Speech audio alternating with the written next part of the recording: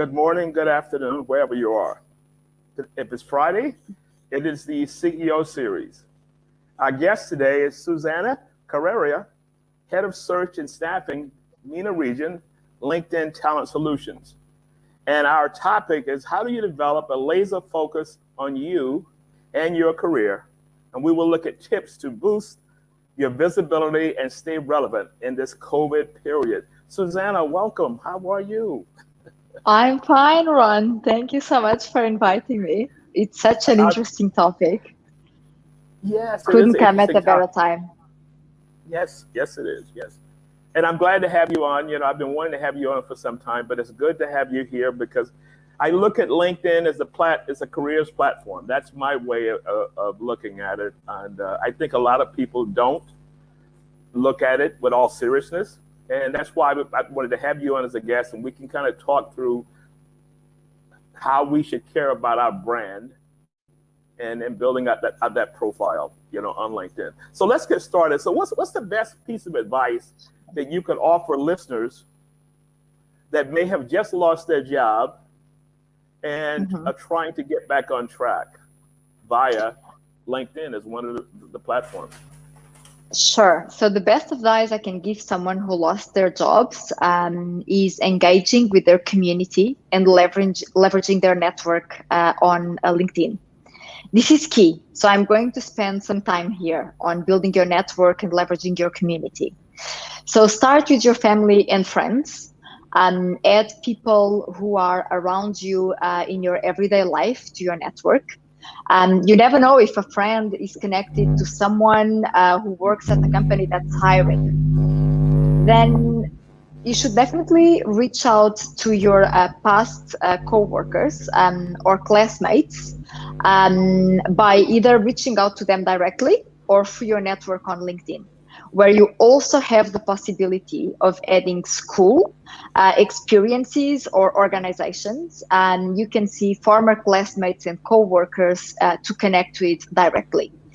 So once you do that, remind them, once you send that invitation to connect and you start, you know, rebuilding your relationship with these people, remind them how you know them and why are you a good fit for the job they are posting. My second piece of advice is definitely expanding your skills. So not only hard skills, but set yourself apart by honing critical soft skills, from building emotional intelligence to effective listening. Thirdly, I would say apply for relevant jobs and prepare for the interview. So nowadays you have tools such as LinkedIn interview prep tools that provide you with instant feedback on interview responses to build your confidence by privately practicing your answers. So I will take this opportunity to actually say to job seekers that they can access nearly 1,000 hours of free learning courses from Microsoft and LinkedIn at opportunity.linkedin.com. So if you are looking for a job and you are listening, please make sure you visit opportunity.linkedin.com. So since June, when we launched this portal, nearly 13 million people around the world have learned new skills related to the most in-demand roles. So I highly encourage you to visit this site. So that interview prep, that's the first time I've heard of that. So interview prep, is that a visual? Well, it has to be a visual, but how does that work? So it works with AI, basically. It's an AI-based process where you practice directly what is the feedback, what are your interview skills, responding to questions, etc. And LinkedIn will get back to you once you are in the platform, just in this tool, telling you if you are using too many filler words, if you are making too many pauses, etc. Yes. So I highly encourage people to try that. It's really good. Wow. And that's free, you said. That's free to use? It is free. It is free. Yes. Yeah, yes. Yeah. You can find it at opportunity.linkedin.com and on your profile as well. Okay. Yeah, that's cool. Because I hear people struggling to do a virtual interview. You know, when this thing switched over and COVID switched over. I mean, COVID came into play and everything went virtual. Even people like myself, I had to figure out how to use this and still be as engaged inside of the, versus inside of a conference room. And how do you lead a session? So, I mean, those skills that I had to do it for work, but for someone who has not given consideration to that, and they've always gone on interviews face to face, that's an important skill. True, to master. Because how do you sound? You said buzzwords, you said filler words, those kind of things. Exactly. Yeah. Okay, cool. So let's talk. So I've always referenced, I'm a very big fan of LinkedIn ever since it started. I've always told people that LinkedIn is your personal billboard. If you can take them driving down a highway and there's maybe 1,000 people per hour, and if you could put a billboard up, what would it be about? And your LinkedIn profile, serves that purpose. So give us some tips on what works on building that visual profile, what does not work, and what someone may want to change based on being in that industry for a period of time. Sure, absolutely. And I totally agree that LinkedIn is the platform, like the image you use, like the metaphor with the billboard, it's absolutely right. So what works? So if you want to maximize your digital presence, you should share your authentic voice on LinkedIn.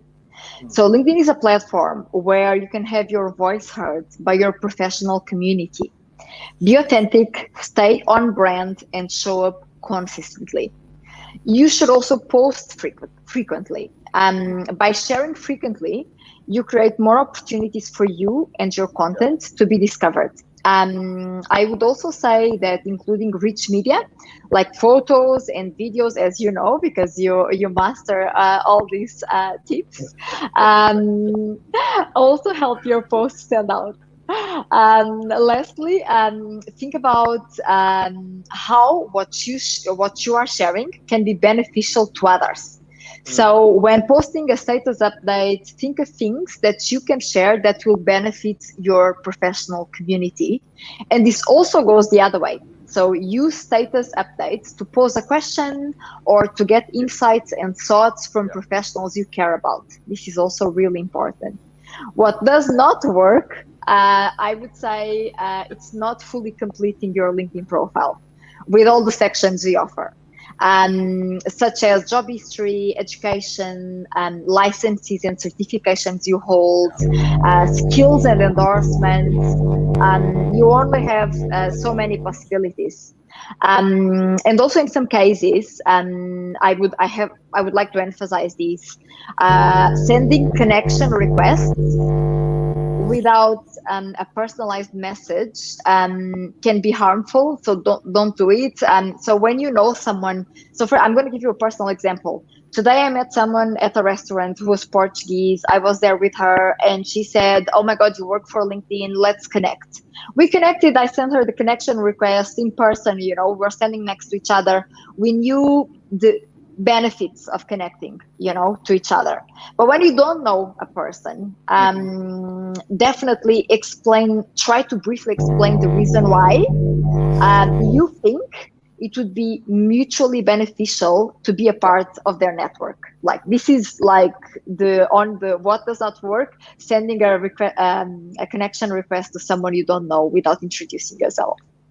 And then the must-haves. So the most interesting part of every professional journey is the story behind it. No two professionals are the same. Your career path, skills, dreams, and aspirations are unique to you.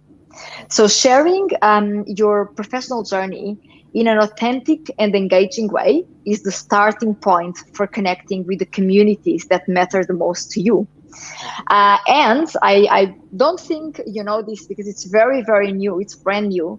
You can now add a video cover story that gives you a more personal and creative way to tell your story through a 30-second video on your profile.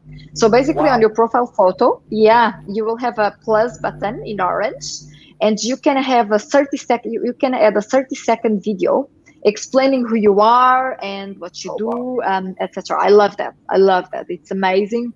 Definitely, I highly encourage everyone to use it, because hiring managers are 80% more engaged with video content more than ever. So it's a great tool that we offer now. I would also say another must-have is to select a LinkedIn photo that truly represents you. It doesn't have to be perfect. It doesn't have to be professional, but it should tell your professional community who you are. Not laying on the beach on vacation, right? No, that's definitely I saw that at one time. Sunglasses, so many things. Oh my god. So make sure the photo only snaps you. It's high resolution and has good lighting. Even if you are taking a selfie, just remember this, because members with a profile photo have 9 times more connection requests, 21 more profile views, and 36 times more messages.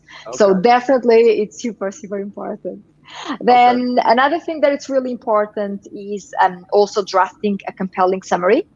You can think about this as your elevator pitch, if you like. So keep it short and sweet. No need to list all your career accomplishments, because you will have a section to talk about your experience. You have a section for that. But highlight your unique talents and how do you want to contribute to the workforce. So adding a summary of 40 words or more makes your profile more likely to turn up in a future employer's search, for example. And these are the best tips I could give you. Okay, so you got video now, so I can do video and I can do a compelling so-called pitch. Yes. That's pretty cool to have now, because it gives you, we hear the word authentic.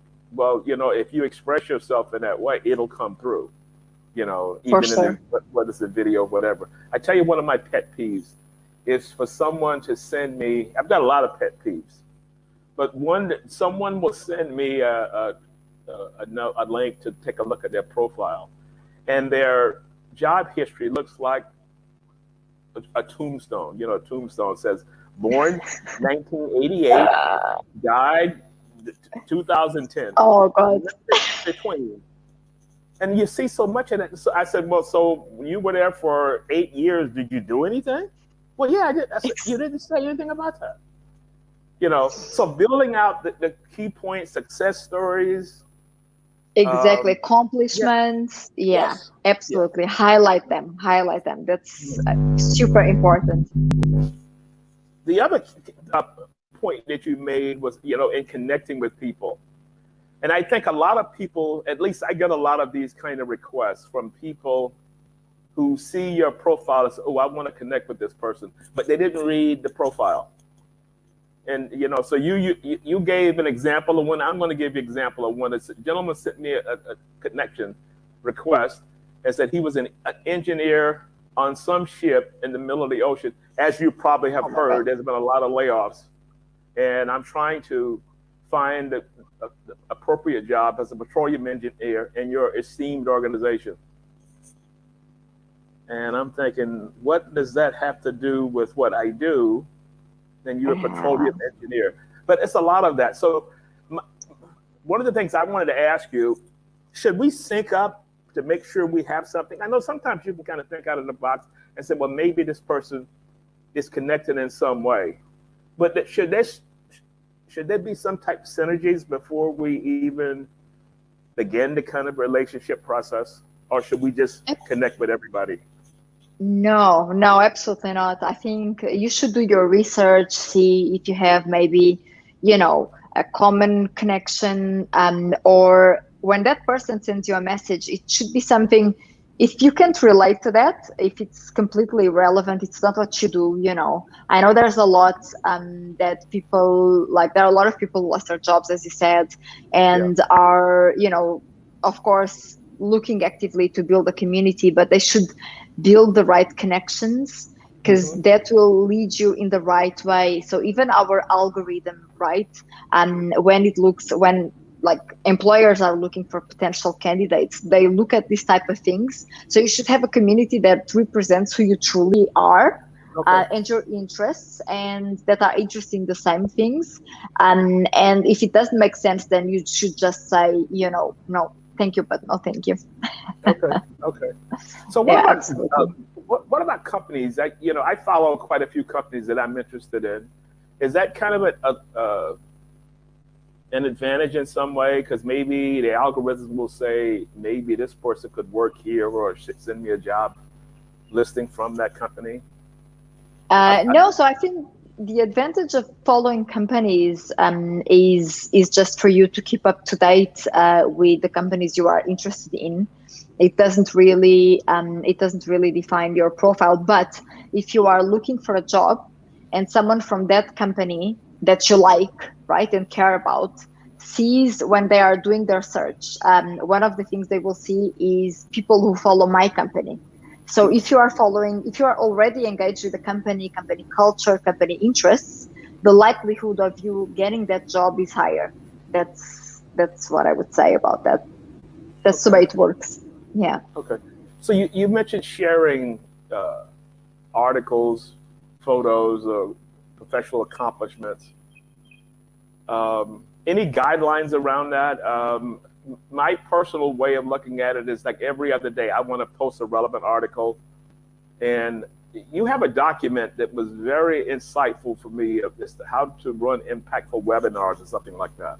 But when I read through that, I said that could work for a person who's trying to get exposed on LinkedIn. It says, if you post an article, do a lead in, do a sort of a quick summary of a couple of sentences what the article is about, and those type little tips, as opposed to just posting something and you don't give your version of it.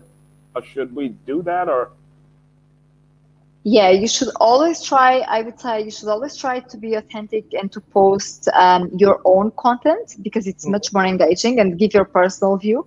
It's not it's not something that it's mandatory. If you like to, like, if you read relevant news and you would like to share them, for sure, by all means, if you want to be noticed. But I think sharing your authentic voice and publishing and creating thought leadership articles, it's super important, for sure. Like, okay, it's better to be authentic always. yeah. You enlightened me on that. The last time we had our meeting back in 2019, we were sitting there talking, and you asked me that question. I said, "Well, I post my articles, and I was just posting the link to them, and you showed me how to go in and create it on LinkedIn and do it that way, and it was a lot more powerful. I got more likes, I got more comments by And you do doing it that versus brilliantly. posting a link and it goes to someplace else." Yeah, your content is amazing, and amazing content should be followed and recognized, etc. So I think there's definitely a value on sharing the wealth of knowledge you have, your personal perspective on something, and, like, again, it goes back to what I said. When you post something, think about, is this beneficial to others? And yeah, and again, it goes the other way, right? Sometimes you see content that it's relevant to you. So like it's super important to share your point of view on LinkedIn for sure and be authentic. Okay. Okay. So the other point I wanted to ask you, sometimes you'll see job listings, and if I see a job listing and I know someone who's looking for that, I will always forward it to them or tag them on it. But then I look and it'll say 300 people have already applied. I know there's nothing we can do about that. How can you get closer to that? And if I'm sitting in a pile of 300 people inquiring about one particular link, any strategies around that? Because that's a huge amount of people. Yeah, even in thinking in terms of a funnel coming out of there, and that many people are in the so-called hopper. Yeah. So once you apply for a job, make sure, the way you are going to stand out is by having the skills that job post lists, right?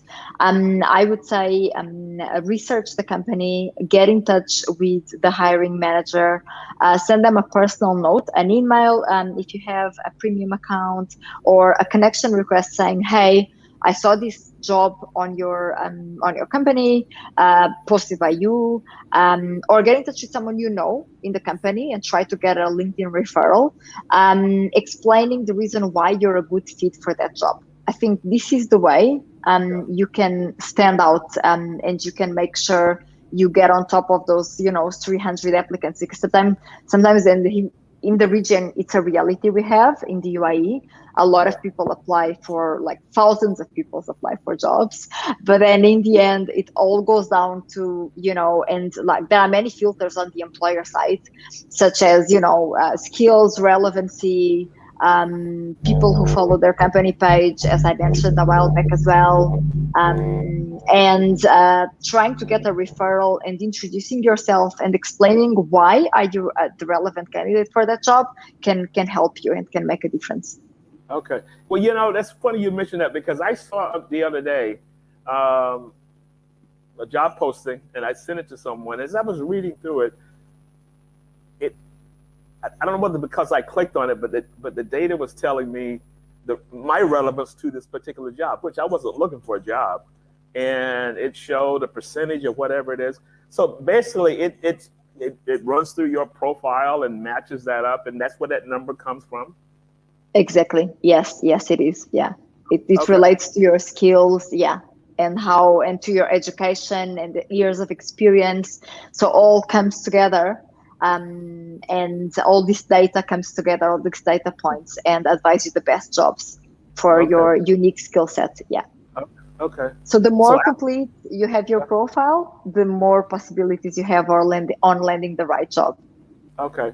So that takes us to a different discussion on keywords, because if that's the case, a lot of the keywords are pulled from your profile and whether it matches up with that particular job. Is that kind of how it works? A rudimentary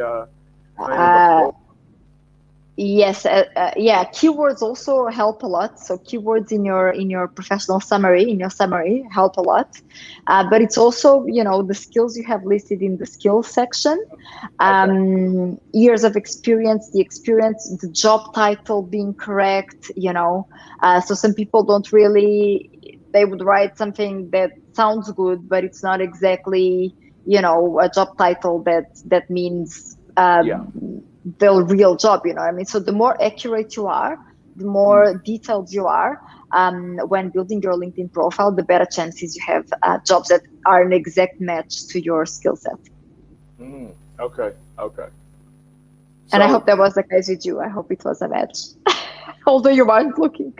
No, I wasn't looking, but I was just so what did I get? But then again, knowing a little about analytics and all those kind of things, so I know that they're all those data points, they pull that together and they're throwing up some. So I understood it from more of a professional perspective, but that was the first time I had seen that. So it was kind of unique when I saw it.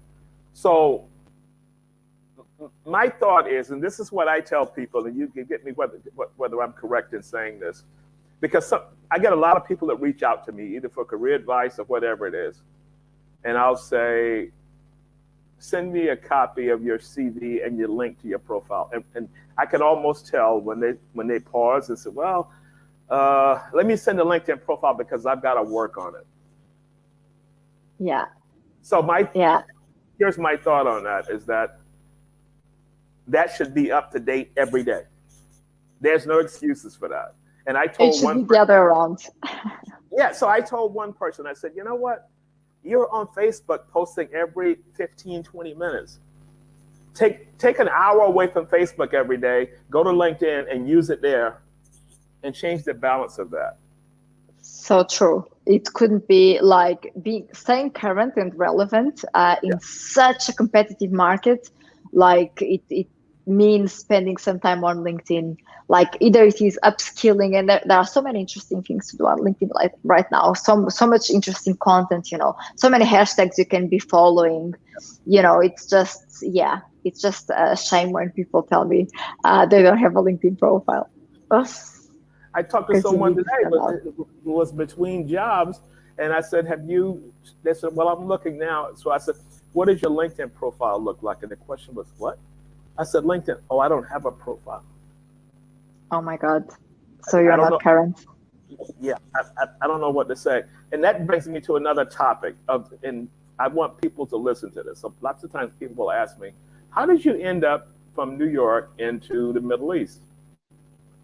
Well, I received an email from a search firm, and I was working for Xerox in one of their consulting practices back in New York. And what the young lady said, we noticed your profile on LinkedIn, and we wanted to find out whether you would be interested in this particular role. And that's what it started from there. And eventually I ended up moving there. This was 5 years ago or whatever it was. And that kind of started everything. But I think about that a lot of times when I see people misusing LinkedIn. And I said, if that wouldn't have happened, none of this would have happened. I'm sure something would have happened on the other side, but it is that important. For people that are sitting on the fence, it is that important. And you have to you have to drive that. So from students that are in college, so maybe you haven't had a career really. You've been in school and you're working on your degree, or it could be your MBA, whatever it is. What advice would you give a college student as the beginning process of building this out?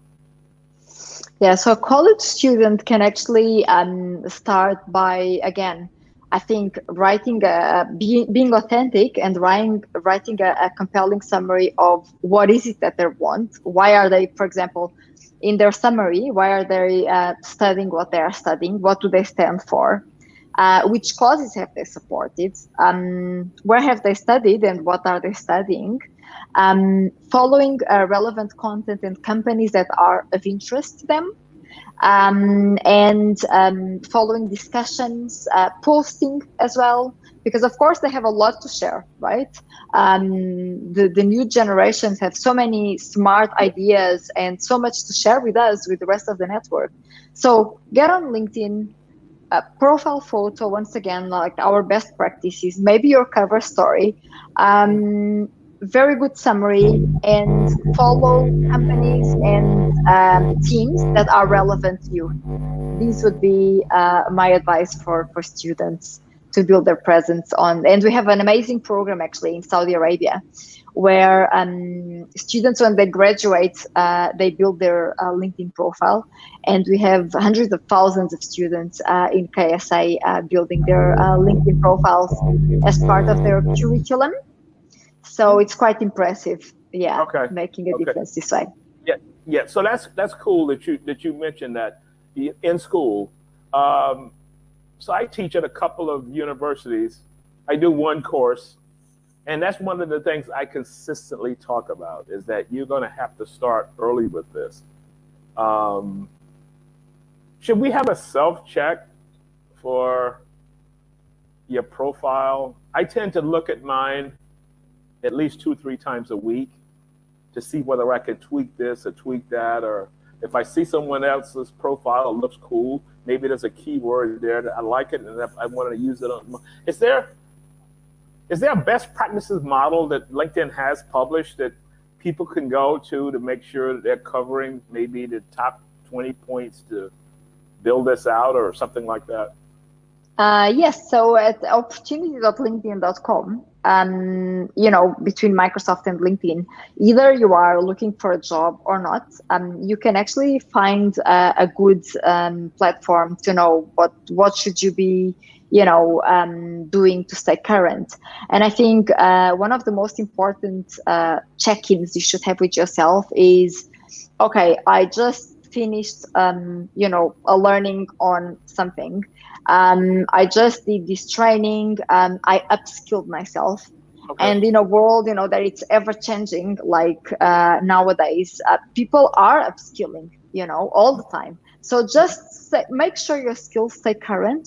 This would be my key advice for someone who has a very complete LinkedIn profile. This would be my key advice. Check up with your skills.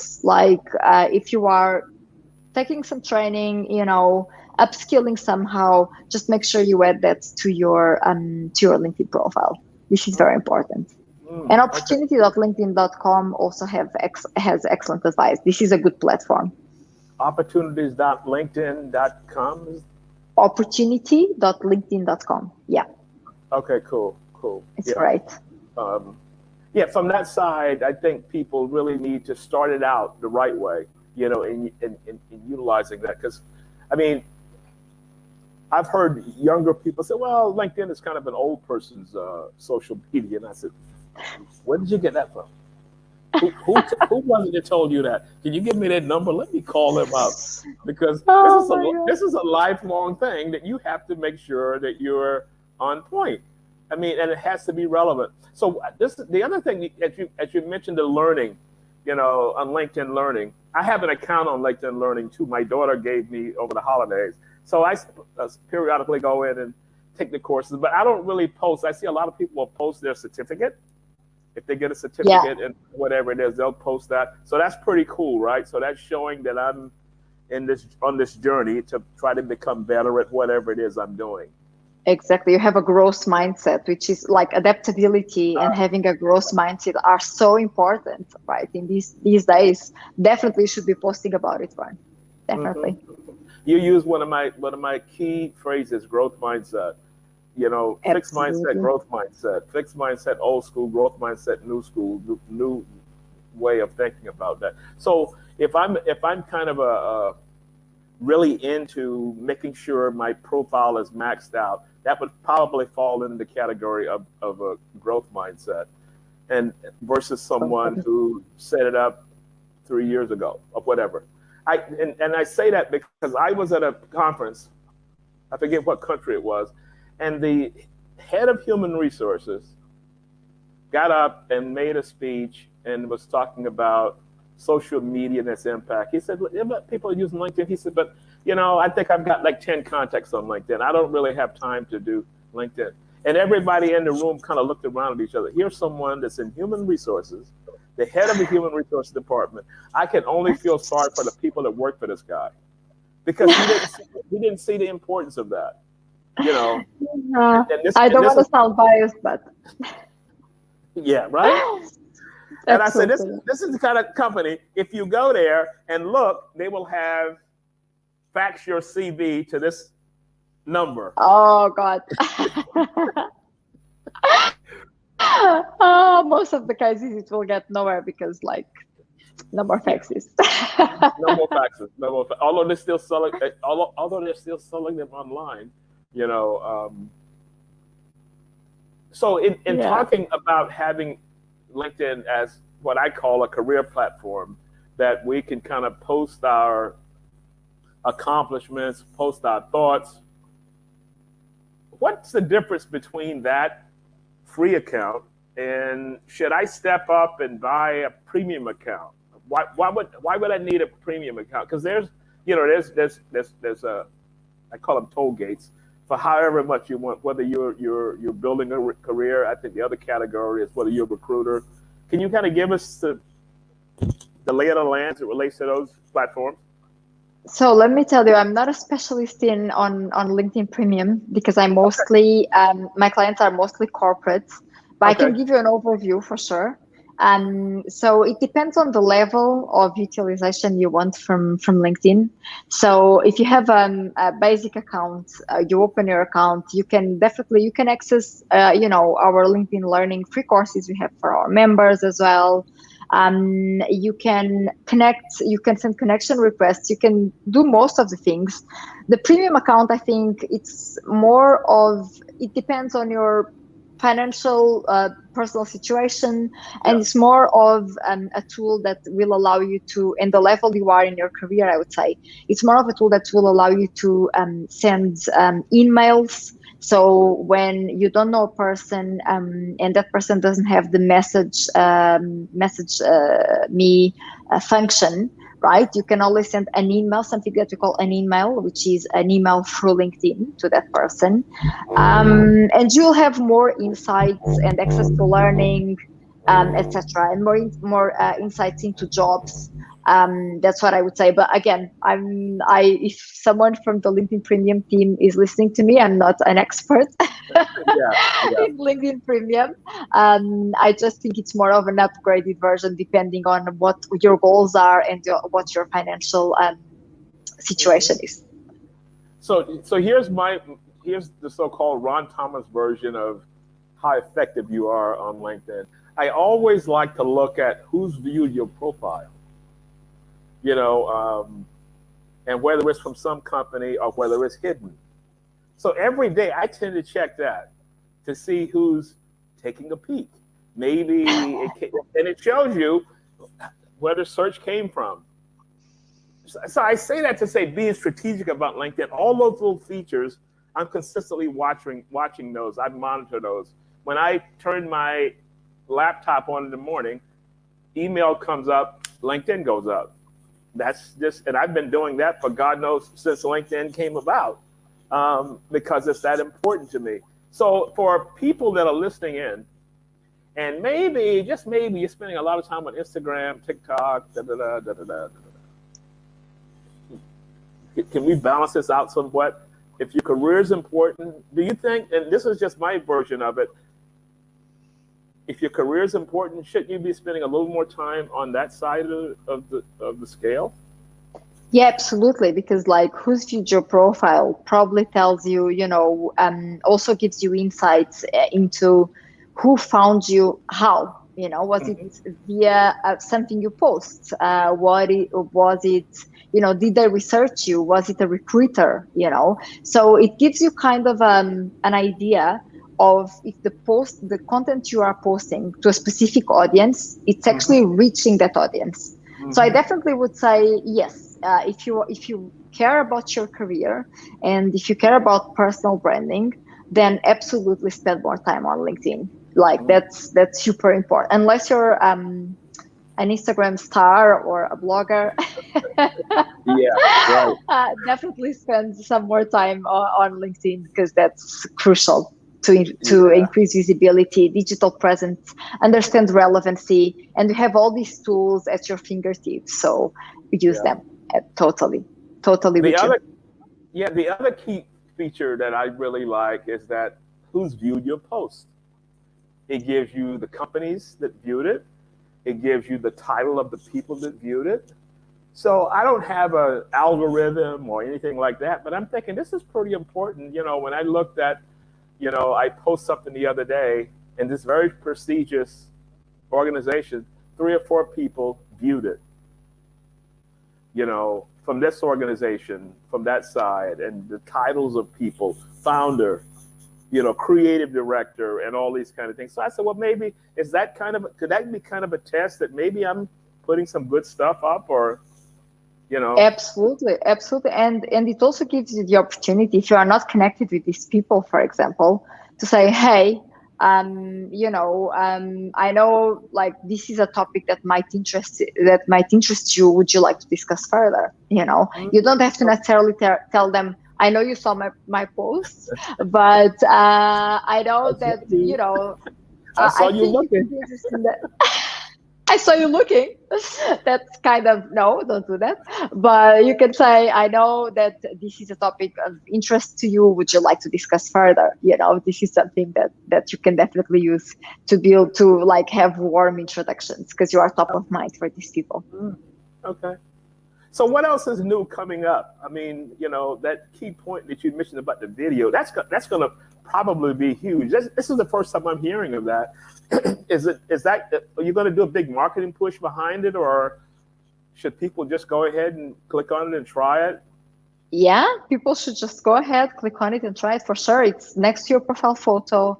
You have a plus button. You can just post your story for 30 seconds. And I'm looking forward to seeing yours run for sure. You also have a now you put me on the spot, because I'm thinking, how can I do that? I want to see it. Yeah. And I'm gonna be checking it, so you better do it. So you have the name pronunciation as well next to your name. I actually added mine because everyone says my name incorrectly. So if you wanna, like, it's very difficult to, in all honesty. Did I say it correctly? No. Honestly, no. Okay. But everyone adds that extra R as you did and say Susana Correia, right? When actually in Portuguese you say Susana Correia, which is like sounds completely different. I know it's hard, but it's just there. Like if you have the interest to know, how someone, and sometimes I really struggle, right? Sometimes I see a name that I'm like, in any language that I'm just like, oh my God, how am I going to reach out to this person, So it helps me. The name pronunciation, definitely a tool, definitely helps you. We also have the pronoun in a world where, diversity and inclusion matter a lot. We are all creating a more inclusive word by adding the pronoun next to our name. So these are tools that address topics that are top of mind for employers these days, such as diversity, belonging, etc. Yeah, and I love it. Okay, so I speak at a lot of conferences, and the vast majority of the time now I will host a panel. And I get a list of names, and I'm struggling, and I'm trying to figure out the right pronunciation. This is because if I have to call on this person, what do I say? What's the name? Correct it, and all that. So one of the things that I always will do is I'll tell the conference organizer, I want you to introduce everyone. And I will listen to that, make a note of it, and that's how I would use that, because I struggle with that all the time. And being a global person, you go into all these different countries and you see all these names, and it may come natural to people in that country. But for me, coming from the American side, for the most part, I struggle with that. So thank you so much for that feature. This is a perfect one. Next time you're joining a conference, tell your panelists to make sure you have your name pronunciation feature. Yeah. So I'm going to check it out. Yeah, that would be cool to do that. So let's flip it. So we've been talking about from the job seeker, career building side. What can an organization offer to help people guide their careers better? Or what advice would you give to, say, a human resources department, as maybe there's something that they could do from their side to make sure, the employee experience, LinkedIn building kind of workshop, or is there anybody holding anything like that you've heard of? From a company perspective? From an organization side. The reason I ask that is because when I was working in New York, we created a course around building your career. And that was it, because the average age was 27. And it was the most sought after course because people had gone through college and they'd never had a discussion about building a career, building a brand, anything like that. And so I thought that was a very good way of helping the employees, realizing that nobody's staying there for 30 years again. Those days are over. Has anything like that been done that you've heard about, or with the LinkedIn is supporting, or has a course on building a career? Or I'm sure you probably have a learning. Go ahead. Absolutely. We have learning paths on it. I would say the best way to help your employees building a career is to make sure they are upskilling, and you are giving them the skills. So you invest in learning and development. I think that's crucial for any company these days, like to help their employees stay current, relevant. The most important skill is adaptability, right? So you want your workforce to have the right skills. Then I would say assess how you are doing, how your company is doing, and how your employees perceive you. So there are tools and employee voice surveys, that help you understanding how your workforce is feeling. Make sure you use these surveys, and you have what your employees care about, in which areas do they feel they have gaps, and how can you address them. And make sure everyone has an individual development plan in place for lateral moves, for what are the career goals really, what are they interested in, are they in the right path, and I would say like these three elements are crucial to help your employees succeed in their career. Then of course there's the employee side. Everyone should evaluate their career pivots. They should identify their transferable skills. They should aim, and they should have that growth mindset that we spoke about, to learn new skills while you are in your current role. And you should be your own self-advocate when it comes to succeed in your career. So it's a mindset, yeah. So I would say this is crucial. Yeah, it's all about learning really, and skills these days, and understanding where your skills can be relevant to a certain job. If you're happy, there's so much that goes into career advice. Yeah, for sure. It's a body of knowledge. Mohammed just made a statement here. It would be great if we could exchange documents as well over the internet chat. So if you could send me some links later, Sunday, totally. Whatever, you send that to me. And for people that are listening in, we're going to create a little LinkedIn site on our website, strategyfocusgroup.com, that you can go there and access these articles or whatever you send me over. And that way we can keep the conversation going. Sure, I will definitely do. Lots of times it's tough to try to make notes and listen and all those kinds of things to do that, I will definitely do. Yeah, that's amazing. Thank you. Yeah, so that's cool. So Mohammed, wherever you are, thank you so much for putting that out. So you're the proprietor of that idea, and thank you so much. So in closing, key points. How do we have to make this transition to post-COVID, get back on track? If you had a closing statement to say to people that are trying to make it work, and everybody's trying to make it work. I mean, I get emails every day from people, and I just want to respond to one thing. We're all busy. And sometimes when people reach out to you, and I'm saying this for people that are kind of in the influencer space, you may be a big shot or whatever it is. It takes no less than 30 seconds to respond, and respond positively to someone, even if you can't help them. But do not, under any circumstances, just delete an email. A person is coming to you and asking you for advice, and you can't give 20 seconds, 30 seconds to respond to that.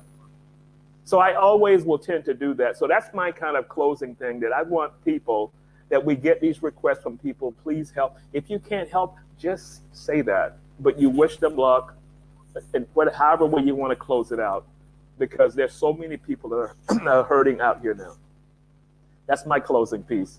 Do you have anything to? Love it, Ron. I wouldn't say better. Definitely take the time to respond to your network, to your community. Do everything in your power to make a difference, because there are so many people struggling, and these are like ever-changing times. So again, I think building community and network is key, and it's the way forward. So it all starts there. So absolutely, the best advice I can give everyone is to engage with their community and leverage their network. Okay, great. Okay, for the people that are listening in, we're going to create a little website, create a little portion on our website under LinkedIn Solutions. And in a few days, you'll see it populated, and you can go there. Some of the things that we've talked about today will be listed on there. So thank you so much for listening in. And Susana, thank you so much. It's been a while. We've been trying to get this to work out, but it worked out. We had a good conversation. And as soon as everything opened up, I'm coming down to Internet City. We're going to do our little coffee thing like we did last time. Take photos. Yes. Oh my gosh. Cool. Oh my gosh. Yeah. Thank you, Ron, for being such a cool. LinkedIn advocate. I really appreciate it. Thank you so much for everything and for inviting me. It's been a pleasure talking to you. Yeah, I love the platform. The platform has done so much for me career-wise that I cannot speak highly enough of it. So thank you. Just hold on for a second as we begin the process of closing out. Thank you. Sure. Thank you so much.